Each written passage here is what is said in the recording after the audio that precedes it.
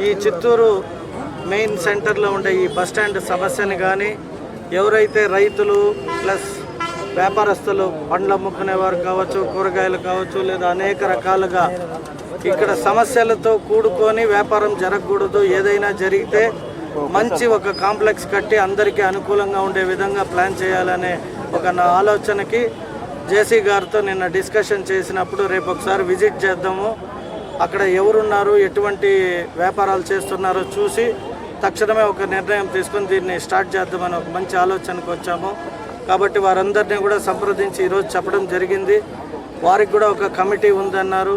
ఆ కమిటీ అంతా మాట్లాడుకొని 4-5 రోజుల్లో నా దగ్గరికి వస్తే మళ్ళీ మేమంతా కూర్చొని మున్సిపల్ శాఖ, నేను, కలెక్టర్ గారు, జేసీ గారు అందరితో దీన్ని ఏం చేస్తే బెటర్గా ఉంటుందో నిర్ణయం తీసుకొని ముందుకు పోయే కార్యక్రమాన్ని చేపట్టే విధంగా ప్రజలందరికీ కూడా అనుకూలంగా ఉండే ఏది చేస్తే బాగుంటుందో ఆ పని చేయడానికి ముందుకు వచ్చాం.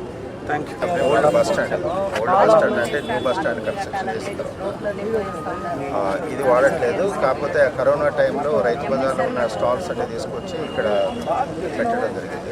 ఇప్పుడు వారు కొత్తగా ఎమ్మెల్యేగా ఎన్నికయ్యారు. నగరం మీద ఫోకస్ చేసి కొంత ఏదైనా చేయాలని కోరుకుంటున్నారు. దాన్ని కూడా మేము ప్రభుత్వ అధికారులుగా మేము కూడా సహకరించి, ముఖ్యంగా రైతు బజారు అనేది చాలా గుడ్ ఇన్ఫ్రాస్ట్రక్చర్ తోటి మరి గత తెలుగుదేశం నారా చంద్రబాబు నాయుడు గారికి ఆంధ్రప్రదేశ్ సీఎం గారు ఉన్నారు. వారి యొక్క ప్రోత్సాహంతో అప్పుడు కన్స్ట్రక్షన్ చేశారు. బట్ అన్ఫార్చునేట్ ఏంటంటే అదంతా కూడా నిరుపయోగం పడి ఉంది. ఇన్ఫ్రాస్ట్రక్చర్ ఎవరో వెండర్స్ మాత్రం ఉపయోగించుకుంటున్నారు. సో అక్కడికి వీళ్ళు కూడా అక్కడ తరలిస్తే తద్వారా రైతు బజార్లో ఉన్నటువంటి అంటే వినియోగదారులకు కావాల్సినటువంటి ఎసెన్షియల్ వస్తువులు ఏవైతే ఉన్నాయో అవన్నీ కూడా ఒకే చాటు దొరుకుతాయి. తద్వారా అక్కడ ఇప్పుడు ఎవరైతే ఉన్నారో వాళ్ళకి మంచి జరుగుతుంది.